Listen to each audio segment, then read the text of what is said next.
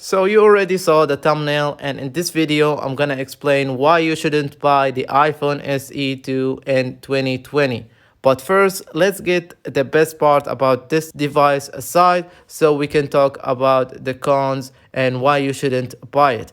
First, we already know it has the A13 Bionic chip, 4.7-inch LCD display, 3 gigabytes of RAM, and that low price of $399. But did the people actually forget how small is 4.7-inch display in 2020? Because every other phone is getting at least 5.5-inch and above, and I think it's outdated for 2020 device. Before they even announced the device, I was excited about the leak since they all suggested that device may have a new design and it might not even be called iPhone SE, it might be called iPhone 9 or whatever, with a bigger screen, bigger than 4.7-inch, at least 5-inch. But all of that never happened, and we are stuck with the iPhone 8 design.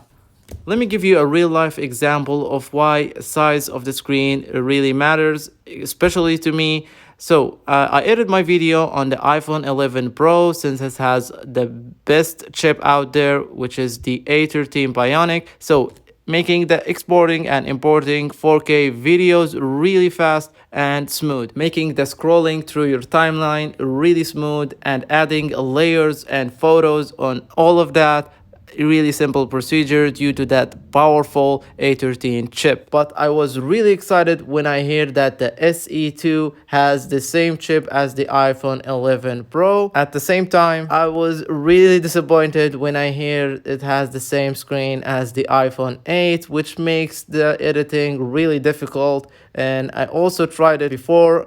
I tried to edit my videos on similar screen size, which is the iPhone 6, and it gets really annoying with that size. So that will make editing multiple videos or layers, also adding and voiceover transitions, all of that stuff, editing stuff, really difficult despite the A13 chip. But Apple had to go cheap with that iPhone 8 design. So you're probably asking, why are you complaining all about the screen? Let me just give you an example on how Apple went cheap about this screen. You guys remember the iPhone 4 from the 2011, I guess? It has the same pixel per inch as this iPhone SE 2, which makes it really crazy. It's almost 10 years difference with that same pixel per inch screen. I know it's crazy. You don't even know the worst part about this screen, that it's actually 720p in 2020. Like, we are on 2020. 720p is nothing, okay? Like, Samsung is going 2K resolution with that S20 Ultra. Sony may even go with 4K resolution. So it's really outdated to see these numbers in 2020. So enough with the screen. Let's talk about the battery size, which also another disappointment. I know it's the same form factor as the iPhone 8, but they have to at least put some effort to change the battery. They didn't even add 1 milliamp higher than the iPhone 8, which makes it really disappointed. But I don't know, maybe it will get more efficient with that A13 chip. I don't know.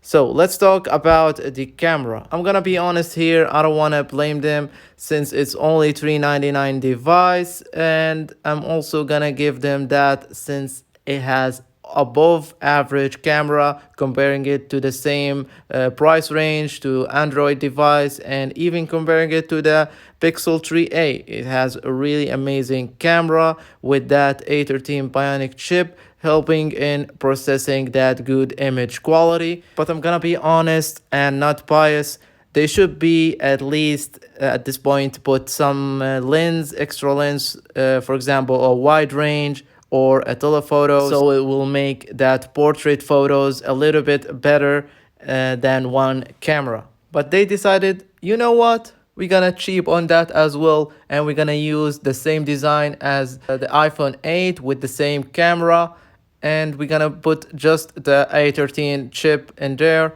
so we're gonna make a little bit more profit. We don't want it to make the engineering do some jobs, some extra jobs. Gonna cost us a lot of money then. And that's what I hate about Apple. They are just bringing the old design to the table, and people's gonna buy it anyway because of that price range. Also, no stereo mics, no fancy stuff. You already know that, right? Apple also gonna keep that price low. Now, all of that leads me to talk about one important and the main thing about this video, which is the iPhone SE Plus, which is expected to be released in 2021. And I don't know the exact date and month, but this is all what we got for now. Now, my advice and recommend for you, if you are upgrading from the iPhone 5s, 6 or 7, since it's not big of a form factor, I don't recommend you upgrading to the iPhone SE, but just wait for that iPhone SE Plus if you can wait. What I recommend you doing is to wait and save your budget for that iPhone 10R or iPhone 11, since only 200 extra, I guess, and you're gonna get what you pay for, because you're gonna get that bigger battery life and also bigger screen, better camera, and overall the Face ID and all of that good stuff. So that's it for me. I hope you enjoyed this video, and if you find it useful, hit that like button. See you on another one, and peace.